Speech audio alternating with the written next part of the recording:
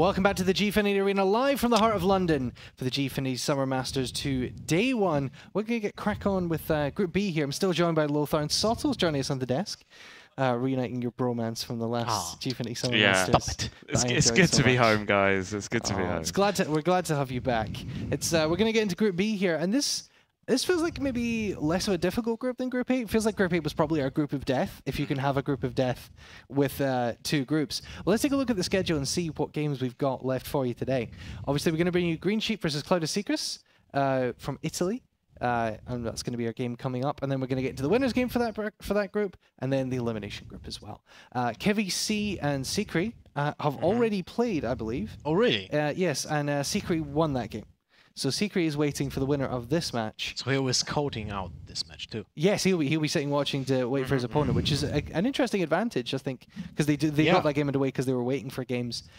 So probably the players who are playing in this match haven't had a chance to scout. Yeah, that's true. Well, I mean, it makes sense because the games are so delayed, but the fact that they are so long and yeah, that last series was a marathon. Yeah, so I'm not surprised that the other match already happened. You know? So I'm surprised you're still upright after casting that last one. It was quite the marathon. Yeah, it was a long series, but there was enough things happening to keep the energy up. Let's say, like it was a dull series with nothing to talk about. It was a fun series to be involved with, perhaps for some of the wrong reasons, but yeah. Still just a lot of fun to do. Definitely. I always like watching the game when you're casting. Like, no, no, please don't. Oh, okay.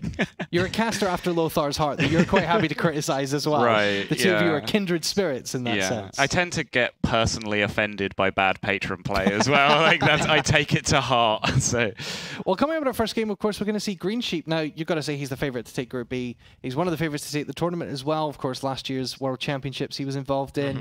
Won DreamHack Valencia, has won an iSeries LAN in the UK as well. He's going to be one to watch for this weekend. Yeah, definitely, and he's very young. He's underage, right? I think he might be 17. I think he's 17. Yeah. Yeah, and that's where I heard. And he's like one of the youngest players in the scene currently, but he doesn't show that. Like he acts really mature, so that's really cool and not popular opinion at all about players. You're supposed to be mean about people, Lothar. You're supposed to have horrible opinions. Sorry, I will just switch my tone in a while after the games. Now, Greensheep, I mean, he is from Team Dignitas. We know a little bit about the Team Dignitas and kind of their ethos of the game and their approach to it. They're very aggressive. All of the players who are on that team and kind of associated with that practice group as well. Very aggressive. They like to play things like aggressive Paladin, aggressive Hunter, and really play the game that way. And they pretend to randomize their picks in Conquest. They don't really trust in their own instincts, I guess. They are not the only ones that do that. Like RDU wrote a really long article about how ATLC was being done by Nihilum, and it's on our website. And you can see plug for Team Nihilum's website. Right? Yeah, of course. But you can read that. That's fine. It was done very well. It was done very well. Thank you. The idea behind Conquest is to put your opponent off guard. So sometimes it was used like deliberately to make a queue with our decks, and sometimes it was just randomized to not make a pattern to read by our opponents, to make our opponents' situation really harder.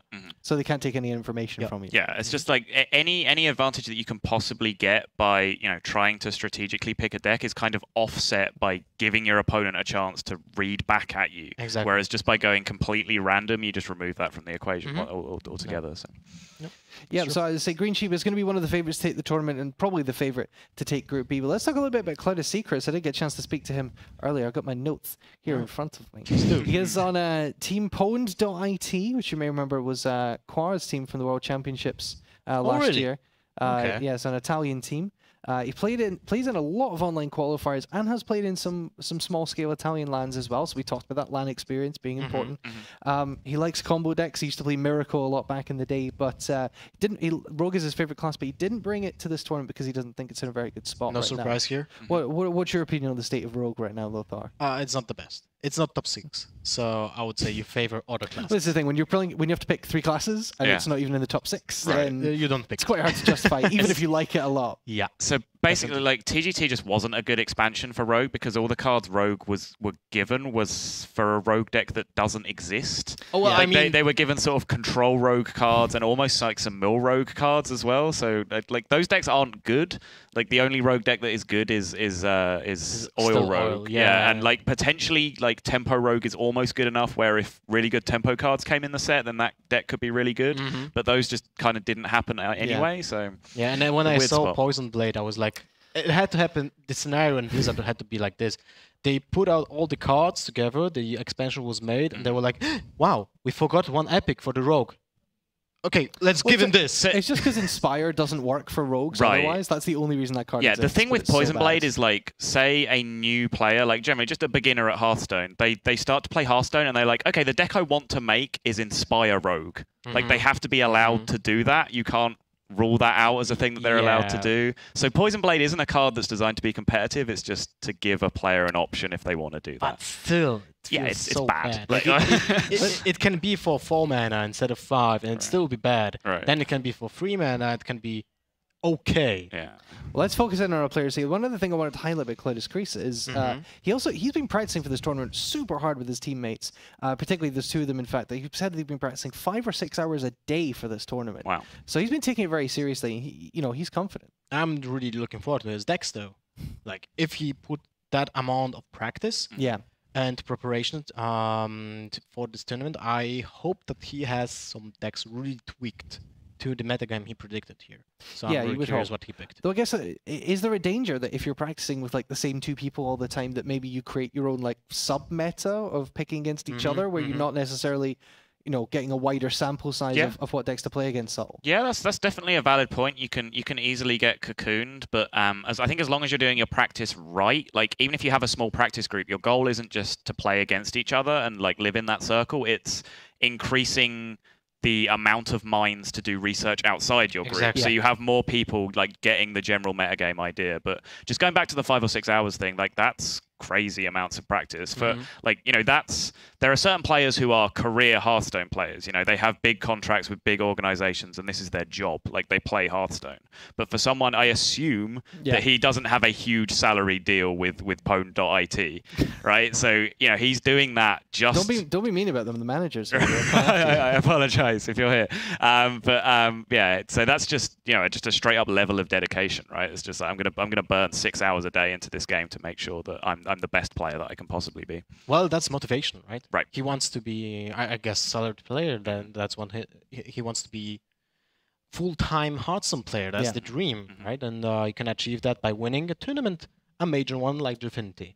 But about the practice groups, one thing that I wanted to say, even if your group is really small, like the advantage of what you said about the research is really important. But at the same time, Hearthstone has the advantage over traditional card games. You can just press one button and go test your decks all versus the whole world. Sure. And this is something that I value a lot in Hearthstone, because when I was playing like Magic, World of Warcraft, other card games, you are always enclosed. You are always enclosed in your local scene, in your local shop when the tournaments were always being played. Right. When you were practicing for, let's say, a Grand Prix, a Darkmoon Fair, or other big event in those card games, you were still enclosed, and you didn't have that access. Like the internet was still crawling, so there wasn't that insane amount of information. And in Hearthstone, just press one button, and you have access to the entire metagame in the entire world. So that's really insanely valuable for the competitive aspect of the game. Yeah, and I mean, it'll be interesting to see how the pressure of that practice carries with him. Is it going to be that he's practiced so hard, so he now feels motivated because he's got all that riding on him and he's put so much work in, or does he feel like, well, if I've put so much work in, I have to perform, and that kind of weighs on him a little bit? I guess it all goes back to mindset, Lothar. Yeah, like mindset is, when you think about the card games, mindset is the first thing that is put is being valued by the players. If you see a player that has a great mindset, you instantly recognize him as a great player, even if he plays bad decks. Like he's still a great player. If he makes the right decisions, you can see that he's not tilting. He's still analyzing the game. He's thinking about the games. What did he do wrong after the game, right? And then you see other player that is winning games, but is doing this like by sheer luck or just bringing the insane decks and still top decking for the win. He doesn't analyze the games afterwards. What he would have done differently, maybe what could have been done to make the games easier for him. And mindset is the biggest. It has the biggest value for being a team partner for anyone. Like, you can improve other people by sharing your mindset. Yeah, and I think just from the get-go, anyone who has the mindset in the first place to say, okay, I'm going to practice 5 or 6 hours a day for this tournament and then stick to it, because I think like we all, as professional Hearthstone players, like have days where we wake up and we don't really want to play Hearthstone. Like, no one wants to do the same thing 7 days a week over and over again. So if you have the mindset to say, I'm going to play this game 6 hours a day every day, and you just get up and you do it consistently, then I think you have a good starting point to having the mindset to then carrying that practice into a tournament in a positive light and not succumbing to the pressure, like Callum said. So what, if someone's watching this, and a lot of people often denounce Hearthstone, as being about the RNG, and obviously, I mean, it's a card game. RNG just exists, that we can't get away from it. But how big a part is the mindset of being able to, particularly in a LAN environment like this, how big a part of it is being able to get yourself in the right mindset, not being too pressured, but also not being too relaxed? It's a very fine balance. It is. Interesting thing that, like, maybe I want to deviate from your question a little bit. Feel free, go for it. Because you brought the RNG, right, into this, and I didn't bring RNG into this. Yeah, I mean, many people are complaining, like, why is Hearthstone an esport? There's so much RNG involved. But then you see the matches when people are making so much mistakes, and it's being decided, like, when I think people are spoiled. They see too much of the top players, of the top that are making almost no mistakes, and everyone thinks, okay, everyone plays like that. And this is not true. Like, the best players are almost always making the best choices, but they still do mistakes. And when you see the not so professional players in the scene yet, then you can see the difference between those. Right. And I think just people are spoiled by watching too much Colento, watching too much Stravko, watching too much Life Coach, and they're just being used to watch players that are so good at the game that they're almost perfect. And they're also, and just a final thought on that before we go into the game, they're also, I guess, kind of spoiled with thinking about their own point of view. People will be watching this tournament in Twitch chat and seeing things like the Patreon issue from Fale in the last game and saying, oh, I could do better than that. I'm pretty sure you probably couldn't. And you'd make that mistake and then some more mistakes because you'd be really nervous because it's a LAN environment. You've never played here before. It's also possible. Let's get into the game. We do have the classes. The players are ready to go and ready to bring you this game are Nimsh and Raven. Guys, it's time to get excited. Thank you so much, guys. Oh man, I'm really excited. I'm really excited because, last year we've seen Carl from Italy, and Carl was on the same team as Cloudascris, and his manager is here, and apparently his manager is my all-time friend from WoW TCG days. Oh, really? And he's also himself an excellent player, and he got the team in Italy. And we don't know much about Italy overall because the guys have bad internet. They can't really stream, or if they stream, it's a super bad quality. So all the knowledge about Italian players is concealed, and in the other card games, they're actually excellent players. Oh, right. Okay, that's good. And also the fact that the manager's really into the game as well helps massively. I mean, you hear about some teams where maybe teams that aren't too into Hearthstone itself want to pick up a team, and they do, and then there's a manager that's more into, say, other esports, and it's like you really do have to understand the game to be able to motivate your players and understand what they have to do to perform. Absolutely. As well. But on the other side, we have Greensheep, and Greensheep is the guy who last year came from nowhere. He went through Farsa Gathering. He qualified for BlizzCon for European Championships. He went through that. He was playing at BlizzCon as well. So a star from let's say not from zero to hero, but he actually got known. He got a name through hard work. Yeah. And consistency as well. Like it was a pretty rapid rise. So and he's part of Team Dignitas. I mean, the group of guys, as I think Callum mentioned, they're known for quite an aggressive play style most of the time, or at least previously. So it'll be interesting to see what decks he's brought. I mean, it does look like he's got Warrior, Warlock, and Paladin. So there's a lot of variation in those decks as well. It's not like we can say, oh, well, he's blocked Druid, so it's almost certainly going to be the typical combo Druid. But and then Cloud has brought Warrior, Druid, Paladin, so there's only the Druid and the Warlock that are actually different in these lineups. Absolutely, and we are ready for the first game of this match: Greensheep versus Cloudascris, Paladin versus Druid.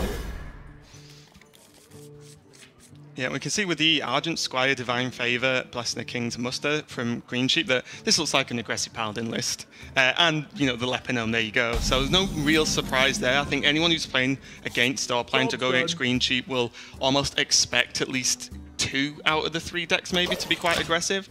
And, you know, although there's a lot of Paladin builds, I know that a lot of the big guys have played like face Paladin. They love, like yeah. Dignitas guys, they just love their aggro decks. I heard there is a requirement if you want to join Team Dignitas, you have to have a Golden Hunter.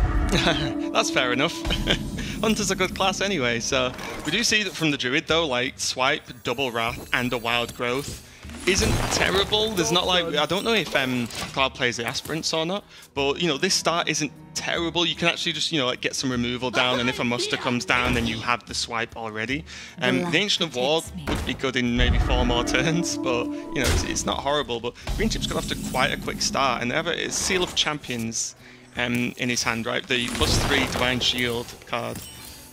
Yeah, that's an interesting card. What do you think about that? I like it. I've played with it a little bit, and it just, what's good is it's the way Abusive Sergeant allows you to either push for more damage or trade up. You can trade up and keep the minion. So it's and the 3 damage sticks is just there. So then they have to deal with it. So I really like the card. I think it's like it's a good one-off in an aggressive style deck like this. Especially if you play the Divine Shield minions and minions that are sticky. So the card is only good if you have a minion on board. Like with this kind of deck, you should almost always have a minion that can attack. Yeah. You know, the Druid's going to be forced to just to Hero Power swipes. That's pretty, it's as good as he was going to get, but he's already on 21 health, and his following turns, he could drop Sylvanas next turn, but then that will potentially stop him from, well, it will stop him from playing Wrath unless he draws into an Innovate. So, just got to see what Greensheep actually draws into. Another Lepanome, so yeah, I wouldn't even be too surprised if we... we're going to see the... Oh, okay, so he's Hero Power. So he's not... He chose Hero Power over dropping a Lepanome, which is fine. Well, because he's low on cards and he has no Divine Favor, he wants to use the Hero Power as much as possible to just get some value, especially after seeing the swipe. There is Piloted Shredder for Cloudascris, but he might just go for Ancient of War. There's only 3 cards. But on the other hand, if he goes for the Wrath... Can he Wrath? Yeah, I didn't mind too much Wrath Shredder. Just because Shredder's going to be pretty okay. You get rid of the Juggler. And fair enough, you've not got a Taunt up, but he also only has 3 damage on board at this moment. But we can obviously see the Owl into, you know, maybe the Seal of Champions or the Lepanome. That's so much damage coming from Greensheep is just insane. And Swipe was already used. There's only 1 Wrath. The 5/5 might actually trade with something, but if Greensheep decides here to buff one of the minions and goes for face, he's putting himself in a great position. Yeah, and I think we will see him going for face. He has no reason to trade with a 5/5 with no taunt now.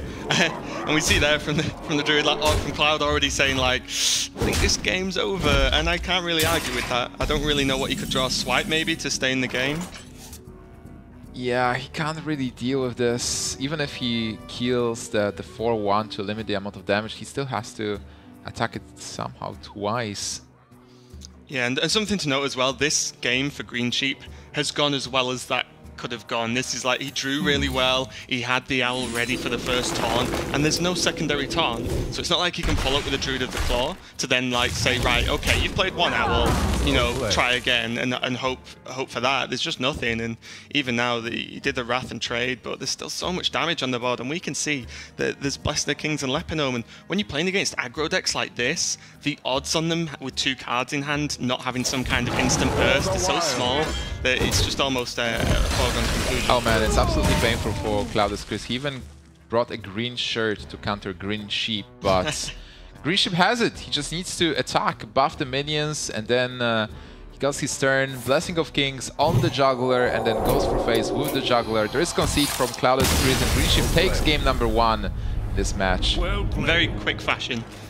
Wasn't the it was kind of opposite to the games we've just been watching, the sort of slow burner games, but like I said, I think what's the only positive for Cloud there is there's nothing he could have really done. You know, the deck did what it was built to do against him, and he didn't draw particularly well to counter it. There was no, we saw a Dynasty Aspirant in his hand then, so he did have them, and maybe if he drew one earlier, he could have actually started trading earlier. And, you know, but now there is a big question, because he lost the first game, and he is playing versus Greensheep, a recognized player. Can he mentally compose himself for the next game, or is he going to take a blow and be like, you know, playing a bit worse because he lost the first one? Yeah, I think again, as the guys mentioned on the desk, with the amount of practice he's been putting in, and any like top-tier Hearthstone player will understand when you get like, it's like playing against Face Hunter as well. When they draw well and then they just owl the taunt and just push so hard and you don't get the draws that you need to answer that, you've lost. You know, it's just the way aggro decks work. Because if the draws weren't as good, or he didn't have the owl maybe,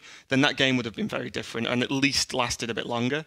But it's just the way it is. I think he should be able to just get over it and say, look, yeah, he played Face Paladin. Well, on the other hand, it's just it went that one quick, loss. So. Yeah, exactly. And that's why we play Conquest, where Greensheep actually has to win with all of his decks, and Cloudascris still has a good chance to come back. If he wins right now, it's just a tie, and then the chances are even out. But absolutely, Greensheep has the advantage here with the first win.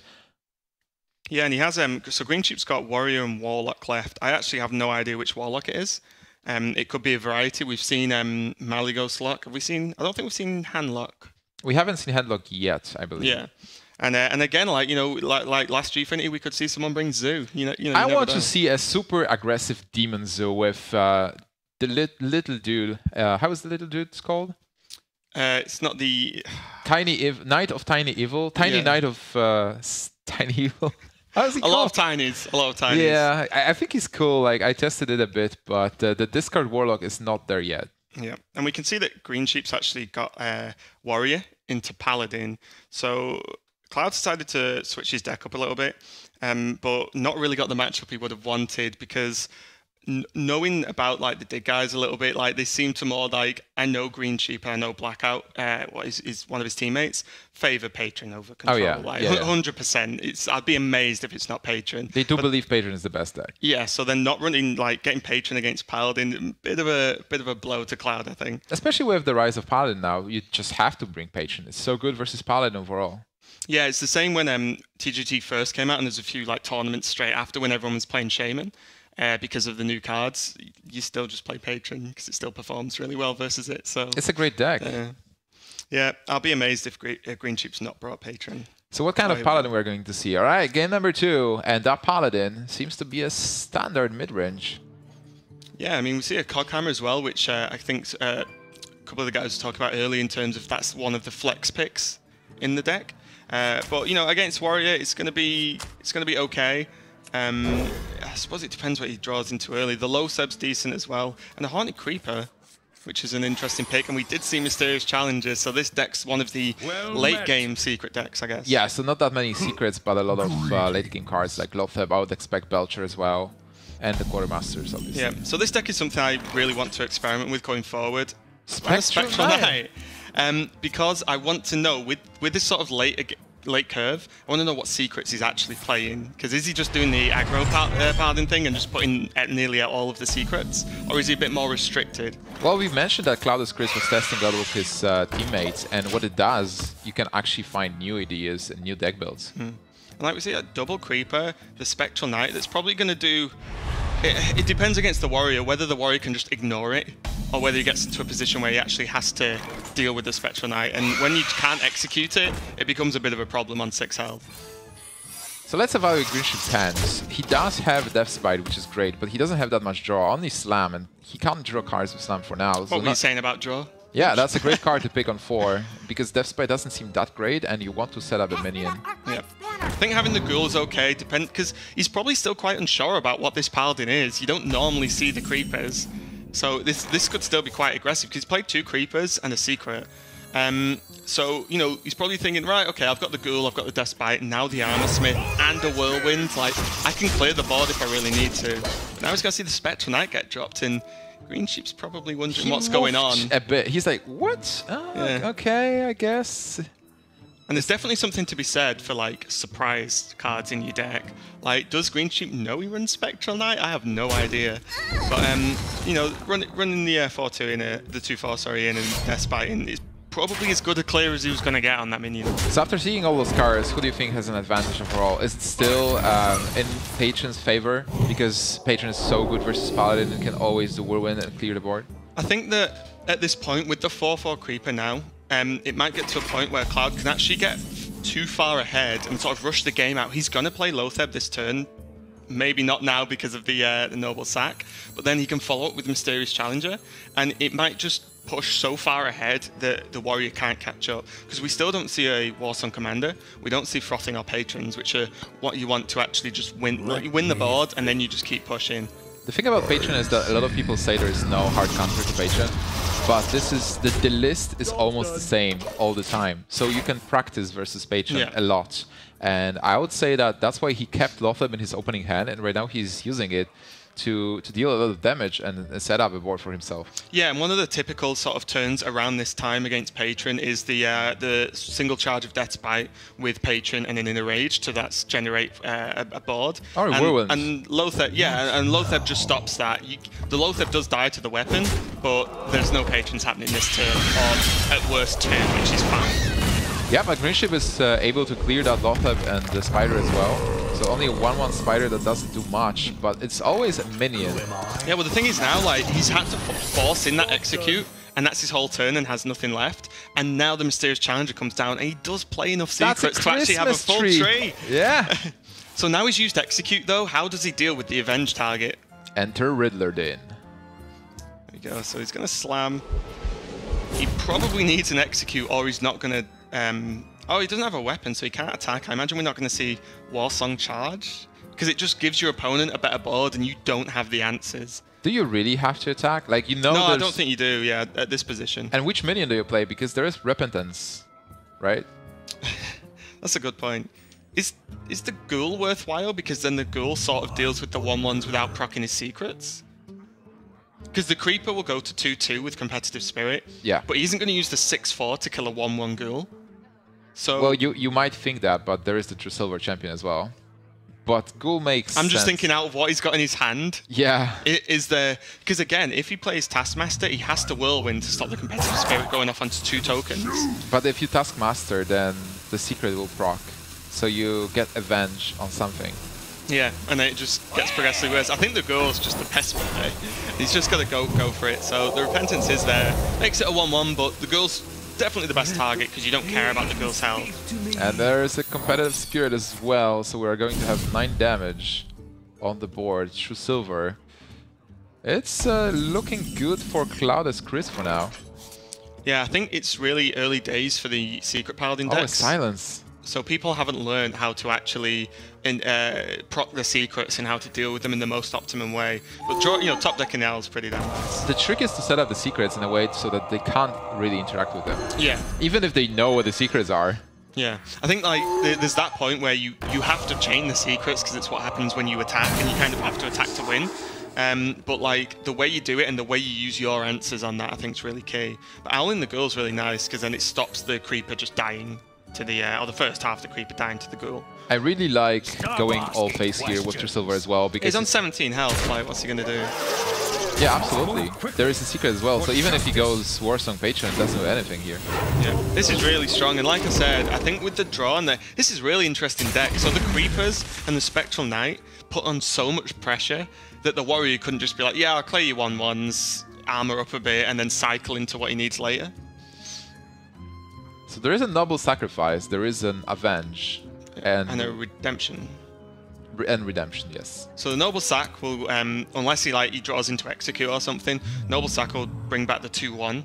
Sorry, Redemption will bring back the 2/1 from Noble Sacrifice. But it's just not going to be enough. How does he deal with the rest of the board? He's already used an Execute on Lothar.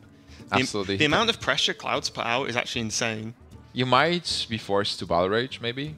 Attack into the with 1 free into the 2/1. The Noble Sacrifice. And he has to draw Execute to kill the 7/5. That's true. Or and maybe hope if he gets the Avenge lucky, hits the 7/5. 10/7, yeah. And then Execute, yeah. It's really, really wonky. And really hard to actually work out. And if this doesn't pay off, he loses. Just straight up. Alright, so Greensheep takes the hard call, attacks the rope is on. It is. Is it going to give enough time to Battle Rage? Might still need to draw. Yeah, what do you do? And he doesn't know because the Avenge needs to proc. He's going to rope. Alright, so fast action by Greensheep. Can he manage to attack with everything? So let's just try and work out what actually happened then. A 5/3 Owl. That's pretty nice. And he just blew the Taskmaster on the Owl because he didn't know the Avenge had procced on it.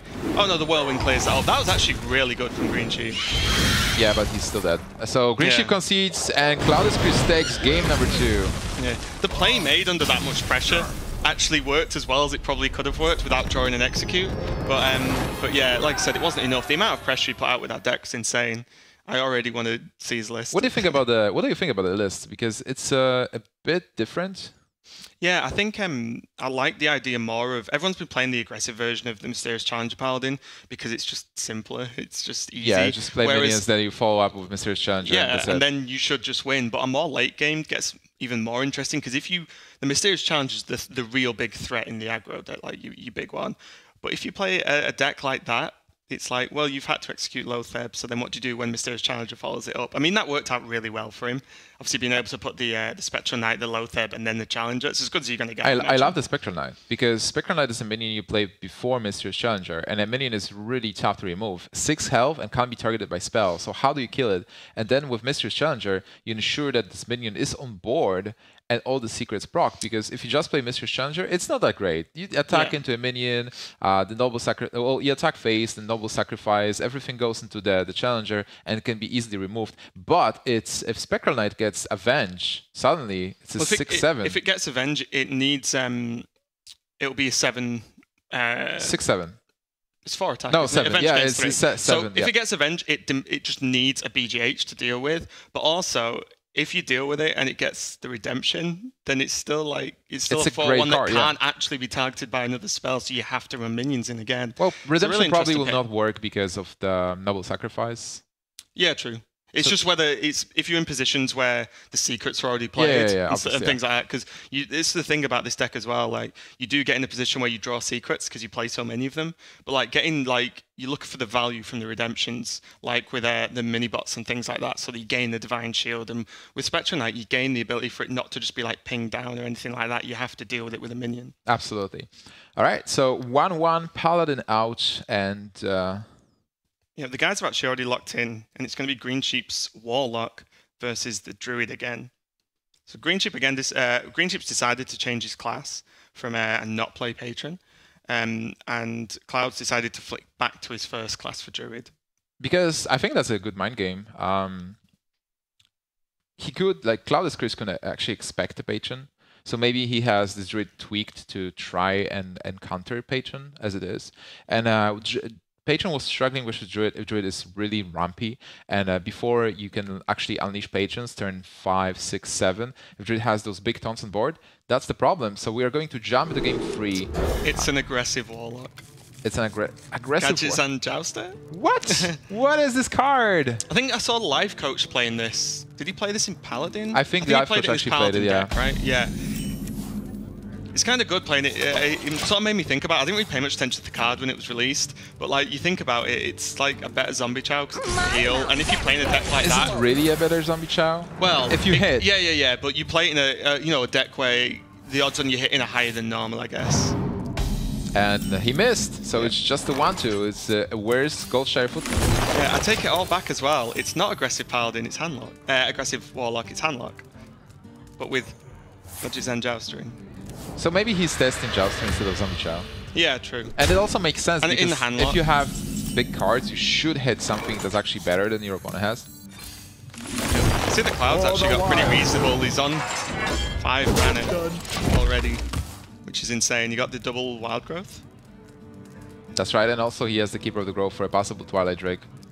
So he should be happy about what he has. And Greensheep, turn 3, he can tap and attack with the Jouster. But then he has the Giant as well, so it's not terrible. And he has the coin for next turn, so he gets the 3-mana Giant, and then can coin into, say, Dart Bomb if needed, or maybe just get the Ancient Watcher on the board to taunt up the turn after. So, he didn't get the most amazing start, but it's pretty okay. It's just when you look at card start with, all the ramp, you're like, oh god, Druid's done its thing. Yeah, he also picked up Azure Drake, which is important. He needs to get the cards and set up a board as fast as possible before Greensheep can get to Shadow Flames and minions. So I'm going to see the Giant. What's he going to follow up with, if anything? So he can coin tap, but on the other hand, if you keep the coin, you'll be able to play Dr. Boom on 6. So he might just pass here. How many cards does he have? He's on... He has 9, so should be fine. Yeah, he can pass, yeah. That's fine. I mean, you're not under any sort of super aggressive pressure, so you don't need the Ancient Watcher down as if he was playing against like a Face Hunter, where you need the cards down to the Nagas the following turn. So I think this is fine, like you said, just to get the boom out quick. And this early in the game, you've got to presume your opponent doesn't have a BGH, because they're not going to mulligan for it.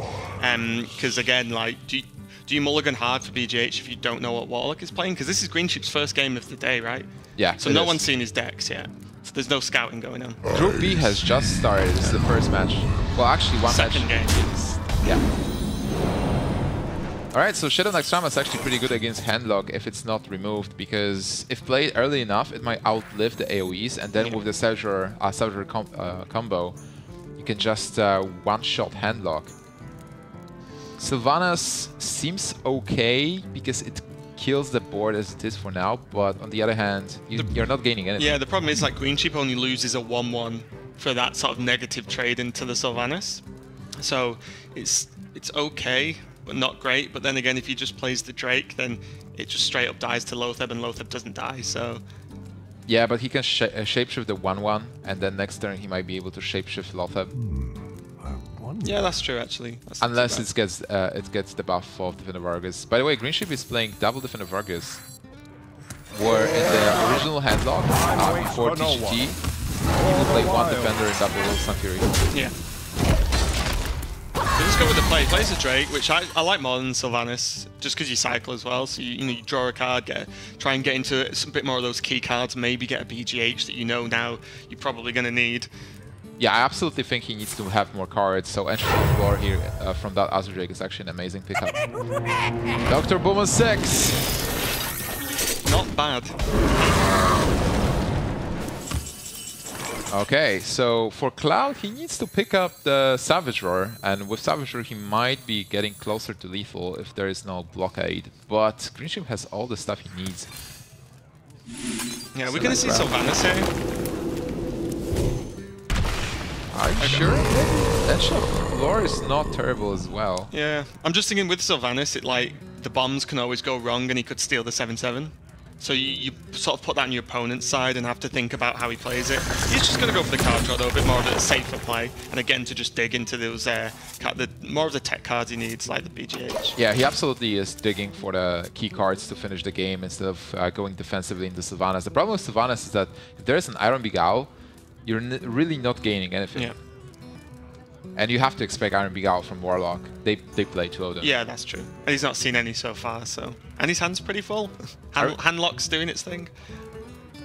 Yeah, now it's a matter of who has more value cards and if Cloud can actually combo out Greensheep and catch him off guard. My shield for Argus! There's a defender coming. Bomb is going to land somewhere. Missing the shade. That's a lot of pressure. Yeah, Face for once, probably. He would have loved the dream of the 4 damage straight onto the shade, but, you know, he still put the pressure on it. It cleared off the other minions. That's not too bad. If he would get a Savage Roar, I wouldn't be like, I would be 21. Okay. But that was getting more and more dangerous. With double innovate, things start to get silly. Absolutely. Like, this is sort of... Oh, there's the 4 damage route. Yeah, it is, but on the other hand, you know, it's Handlock. And Handlock normally can... I have no it can sometimes burst you with Hellfire and Dark Bomb. But with just a 2-2 Defender of Argus on the board, I wouldn't feel that threatened as a Druid.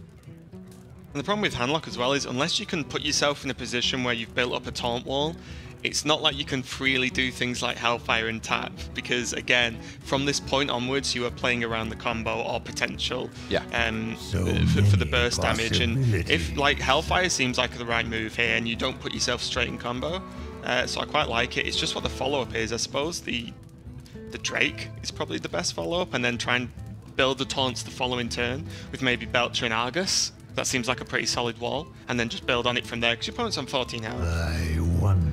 Yeah, you want to have those minions on board, but on the other hand, you also have to consider Keeper of the Grove being there. So if you go with the Drake, if it's getting silenced, are you not falling too much behind? Almost out of time. Shields up. So he goes with the Watcher and just decides to push and just give the Sylvanas like bad trades, basically, to not be able to steal anything. And even the targets on the board, they're not great targets to steal, unless he gets the Drake, and even then it's still 4 attack, which struggles to deal with the Ancient Watcher itself, unless he trades in there. Absolutely. So I think you just go for Ancient Lore. Yeah, I think with double Innovate, you're pretty okay doing that. He used double swipe already, I think. And yeah, he used double swipe because he used one of the giant, and he used one Wrath. One Wrath, right? Yeah. So there's not that much burn spells that you can get, and you'd probably want to silence the Drake and then Wrath it, or like swipe the 4/5. There is a funny play you can do, which is attack into the 4/5 and kill your Sylvanas with the Keeper of the Grove. Let none survive. And try to steal, but whatever you steal... Do you just lose out massively, though, if you get any of the other 2 minions? If you get a taunt, maybe that's not terrible. Okay, is he going to silence then play this, and then innovate hero power? Oh, he made a misplay there. He was about to silence. Did he just misclick? Yeah, he did. He was supposed to silence the Drake and then attack it with the 2/2. Wow. Not the first time we've seen it happen this tournament, but... It's absolutely stressful, especially when you are in a box. It's cold, it's solitary, you are playing a tournament versus Greensheep. It's one of your first big LAN events outside of your country, and then suddenly you have this plan, you go with it, and the rope starts burning, the stress. So, something I definitely want to know is if he's a player who, when he selects a card to play on the board, whether he holds the button in and then lets go on the board to play it. Same with like aiming, because I didn't even realize people did that, because I just like click, let go, click again to select. But some people play it by holding in, and the second you just sort of, you know, things can happen where you just randomly let go of the mouse, and then, you know, stuff like that when it goes on. So that is a real problem, because the Drake's still alive and on 3 health. That Drake would be dead. Just attack into the taunt with the token, then into the silence Drake. He does draw the BGH though to get rid of the mountain giant. So that's really key. If there's anything that was going to keep him in the game, he just took his time there to hover over the giant to make sure that was right. But yeah, if there's a card that was going to sort of pull him back here, that was definitely it. Yeah, he's definitely in a better mental state. He was really shocked when he misplayed with that one thing, and now he's like just, you know, using his hands. He's like, okay, with the BGH, I might actually be back. And the problem is, there's a difference between doing a misplay and being upset and just misclicking, because that's even worse, because you've just like, there's no reason for anyone to misclick. Well, it was kind of misplay, but he's past that. He's doing good right now. So even though Greensheep is really close to killing his opponent, as I said, like there's not enough burst for Warlock. Yeah, and it's whether he relies on... It's a rough one, actually, because if he Hellfires, he can't really do much else. I was looking at maybe if he plays Twilight Drake and Defender of Argus, and then trades with the 2/2 to keep the other Drake up. Well, but then I think combo would still kill him, right? But it seems that it is a hell hard. Yeah. And now he's really getting closer, because single Dark Bomb can finish the game next turn. Double Aspirant at the end of the game. And that's the thing I discussed in solo, I believe. Is it better, or is the Wargrove better? Well, he had double Wargrove before, but the problem is like you can't switch it for a card. It's just a 2/3 blank. Yeah. I think it's the offset between if you draw it early, it's insane. If you draw it late, it's bad. Whereas Wild Growth is sort of more middle ground, where like it's obviously best when it's drawn early, but at late game you can at least cycle it. So oh my god, there's a Dr. Boom for Greensheep. It's BGH for the Dr. Boom. Oh yeah, that's right. I just got too excited about the card. Both players have literally like top decked BGH exactly when they needed it. So which is crazy. many possibilities. So Greensheep's now gonna again try and play around combo, because every single turn now as the game goes on, combo is more and more realistic. Actually, if he uses the Big Game Hunter and Healbot, he should be good. The combo will be 14 plus 2 bombs are 4 damage, 18 points of damage. And he's seen 22. And he's seen an Innovate as well, so he knows like getting like double Innovate, something stupid happening isn't going to now happen, so that's pretty okay. He's also seen one Force of Nature. Yeah, that's true as well, yeah. Yeah, he had to use the Force to play the beast in my sight. Gonna go with a Belcher? I think that's a really powerful turn. Have we seen one Keeper of the Grove? Yeah, one for sure. We've not seen 2, right? There is a Force, but no Savager still.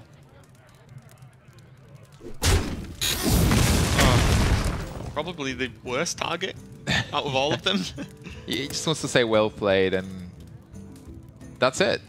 It's not over though, is it? Because he can place Force of Nature to clear all of the Belcher in this lane. Yeah, but then he's still dead to Defender Vargas.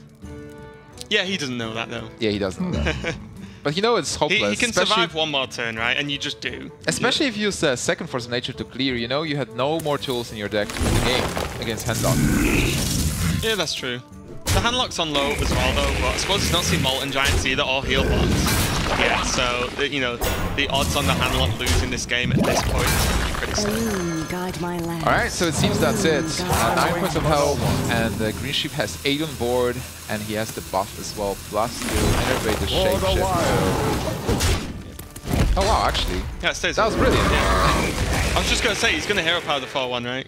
Yeah. So it reduces the +1/+1 from the Argus to only 1 minion, not 2, so that's actually kept him in the game. Is Greensheep just going to get an answer though? Yeah, yep. That's it. I was going to say there are a lot of cards that you could draw that will actually have so the back of Darkfall. So Greensheep is getting a lead, 2-1. That was a tight game. Yeah. There was definitely turns that were really swinging. You know, it really could have gone either way. But I think whenever you force a Druid to use Force of Nature to just like clear like a suboptimal board sort of thing, like you feel so much more comfortable because then there's only one left, and then the second time, well, then there's none left, so you don't have, it's one less weird combo that you have to play around. But on the other hand, it seemed like Cloudascris has an early advantage with double wild growth. Yeah. He was able to clear the first giant. He didn't have that BGH early, but he was able to just use the Druid and swipe as well. I actually think the misplay on the Twilight Drake actually cost him the game because that Twilight Drake stayed alive for, was it another 2 turns? So that's like 8 more damage. In the end, he had to shapeshift it and just take another 4 damage. Yeah, exactly. Yeah, so I think that misplay actually lost him the game there. It's competitive. It's competitive Hearthstone. Any small thing is actually mattering in the end. But guys, we're ready to go into the break. So if Greensheep is going to win, or is Cloudascris going to come back, we'll see after the break.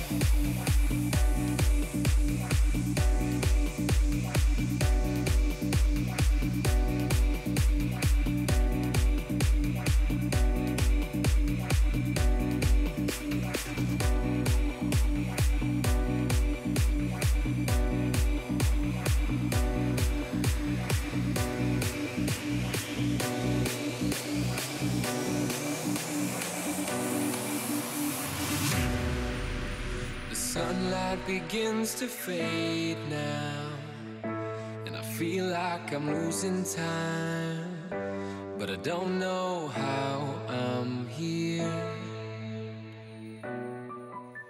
The sunlight is turned to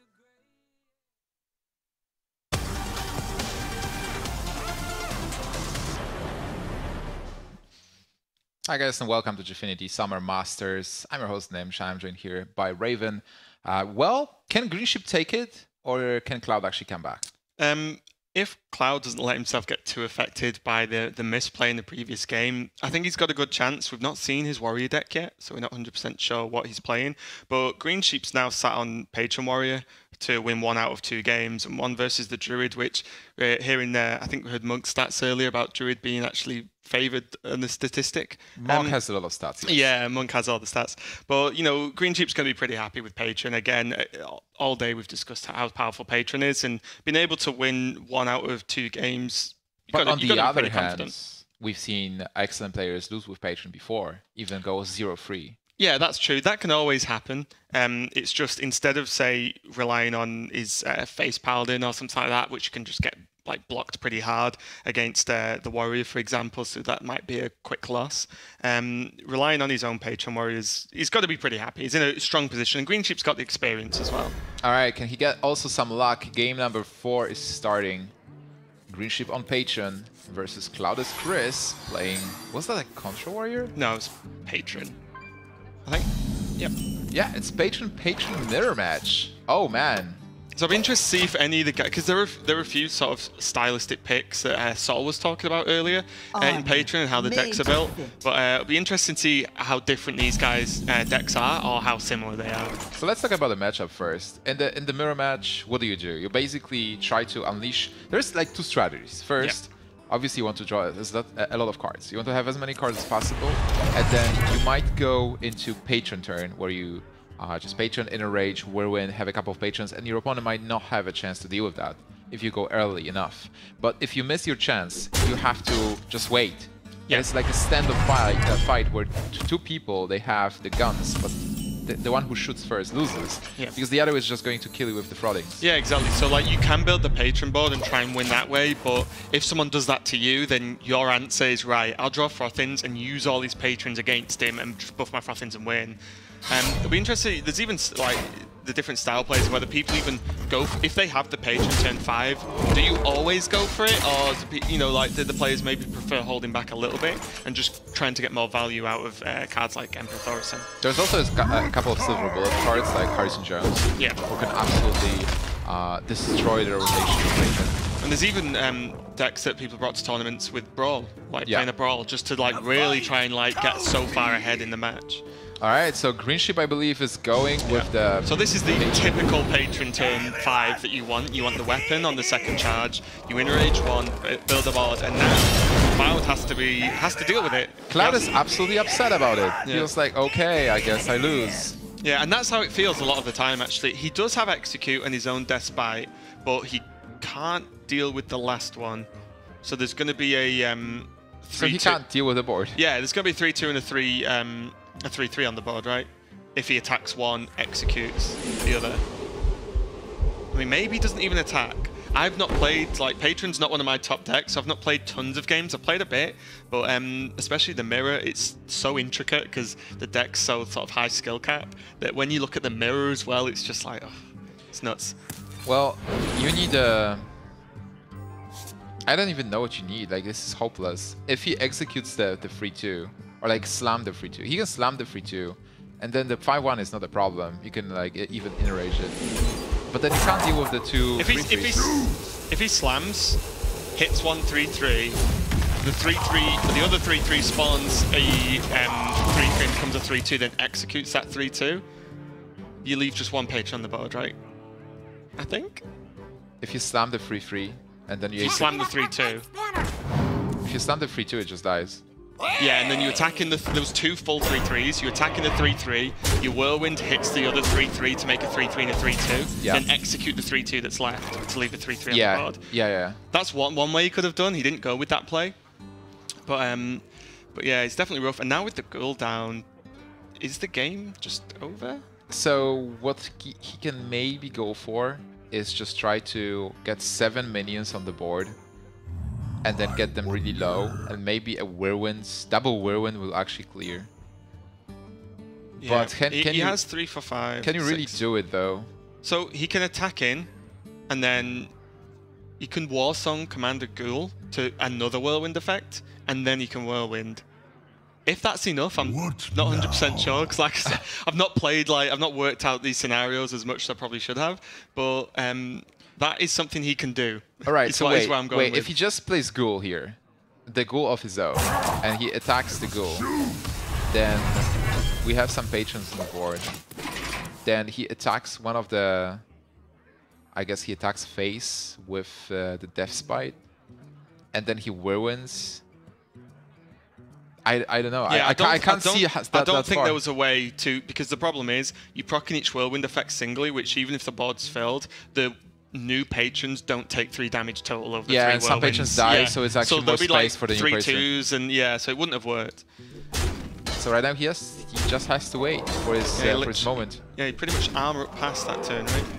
And now he's only on 13 health, and I actually don't know what he can top deck to win. Because he's only going to have 7 mana, 8 with the coin, and there's been no Emperor, so there's no like crazy stuff going to happen. I actually just don't even know what the out is for Cloud at this point. Well, with Armorsmith, that game is sealed, because he'll just never be able to kill him at this point. Even if he clears the board, it's so much armor. Hearthstone Jones, too late, a great card to have. And he does have his own Armorsmith, but is that going to be enough to save him? 3, 4, 5, 6. I mean, no, I don't think so. He was probably hoping to get the Frauding, Warsong Frauding, maybe get some attacks there, but with Armorsmith he was just... Yeah, can he do Warsong Patron and then use the opponent's Ghoul to like start trading and proc patrons and clear the board that way? Your opponent is going... I don't think you can clear the board that way. It seems like you... Let's see. Because I'm not 100% sure either, so... Because if he enrages, he trades everything else, and then just puts 2 patrons into the 2 patrons. Well, if he wants to do that, he needs to do it fast. Yeah. That was a... Oh yeah, that was right, sorry. I didn't know whether the attacking would have changed that, but the attack is first, that's fine. Alright, so the rope is running, and you guys can see how difficult this deck is, especially how difficult... Is he just selecting things to attack now and just going, yeah, I hope this is right? There's not much he can do, honestly. I don't think it's going to be lethal next turn for Greensheep. I don't think. Let's see how the animations finish. The rope has finished, so he will Did he attack with the patron 1 in from right? Oh, he missed 2 patron attacks.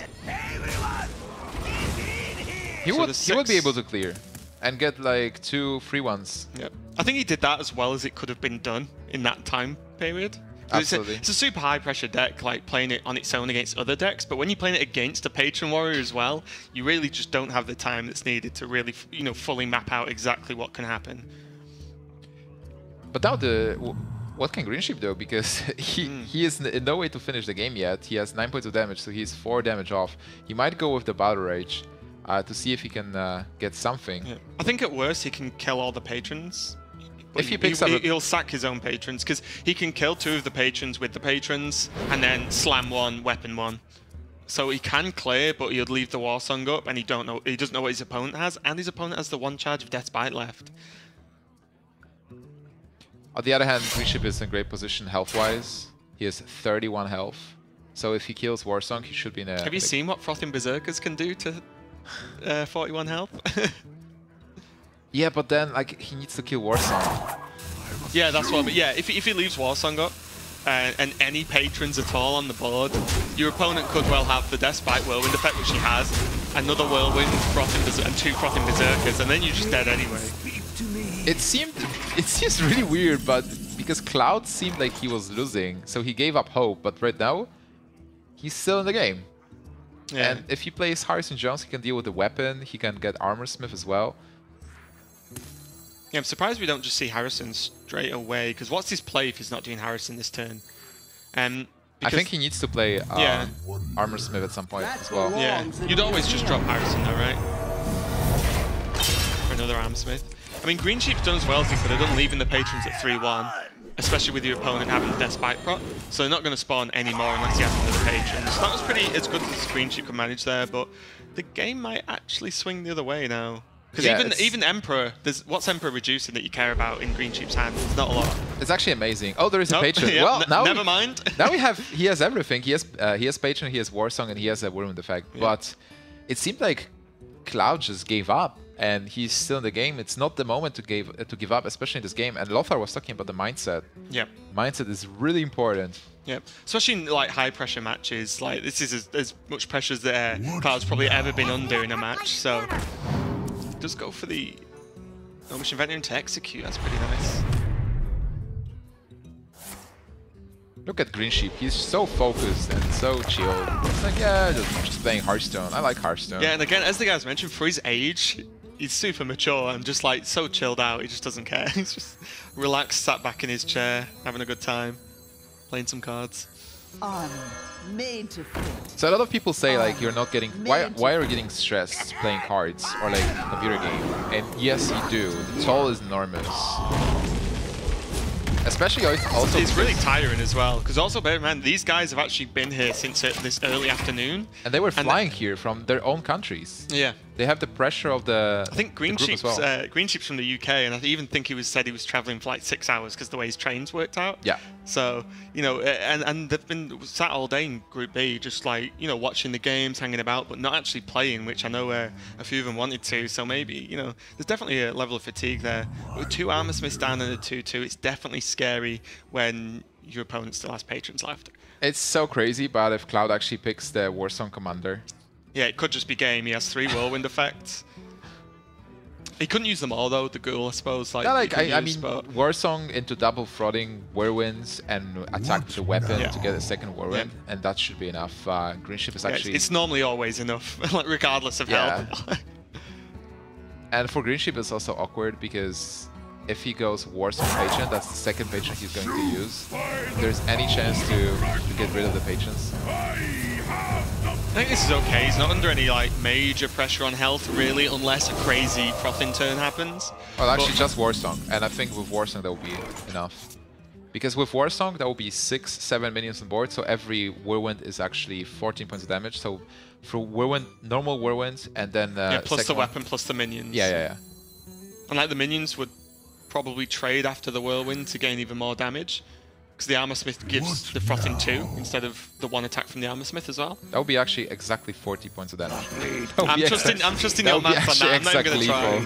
Thirsty. So he's committing to this without the Warsong. Is he just going to drop like double Ghoul? No, he wouldn't drop double Ghoul because he'll put it to 1 Whirlwind effect would actually wipe his board. Maybe 1 Ghoul he's going to drop? I don't like it that much. I think considering there's not a lot of cards left in the deck, he's not used both Warsongs, right? He's got 1 left. Yeah, he still has 1 Warsong left. And here we go, we'll just sit back and relax for a minute while all the animations go off. So what he's saying to the Greensheep is, you need to deal with these minions or you lose next turn. Well, he's also gaining so much armor. Well, that's the thing, like the odds on like Greensheep now being able to kill him, he needs the Frothing and Whirlwind effects, but we've seen quite a few Whirlwind effects from Greensheep, I think, so far. And you've seen his Death Bite already been used, for example. This is... and we just sit for a few minutes while double Armor Smith, double Frothing Berserker goes off. It's actually so funny, he got to 43. He has more health than Greensheep now. That's crazy. And literally, if Greensheep cannot kill these guys, then it's game. I mean, he can, because he has Warsong, Ghoul, and... even the Acolyte would have killed it. Yeah, he has the... He'll play them all, right? And that's it. Yeah, absolutely. Acolyte and Ghoul and just draw, because why not? You get some more armor to your opponent, but your opponent has only 2 cards. So what is he going to do with those 2 cards? If that's not a brawl, you just win the game. Yeah. And even though there's a lot of health, even more health for Cloudascris, he just run out of gas. Yeah, and that's why I was a bit surprised. He just said, I'm just going to plonk 2 Frothings down, because... He took the risk, there is no Warsong for Greensheep. Yeah, but the problem is, Greensheep not played any Warsongs, and the plays are pretty heavily through their deck. So I don't think it was like a safe decision. I understand why, because it said, if you don't do this, I win. But like, on your game to like, if you lose this, you're out. Or, well, sorry, he won't be out, but if you lose this, you're then really behind. Like, I think just waiting a turn or 2 to see if you drew the Warsong would have been a bit safer. Absolutely. And now if he draws a Warsong off the top, that will be a crushing experience. Yeah, Warsong double Ghoul. And that's a Warsong. Oh my god. If you will wait just 1 more turn, just being patient. Yeah. Patience. And there's the concede. And that's it. So Greensheep is going to win 3-1 over Cloudascris. And what a splendid performance by Greensheep. Yeah, Greensheep just played really solid, and I'm not even surprised. You know, the guy's, for his age, hyper experienced.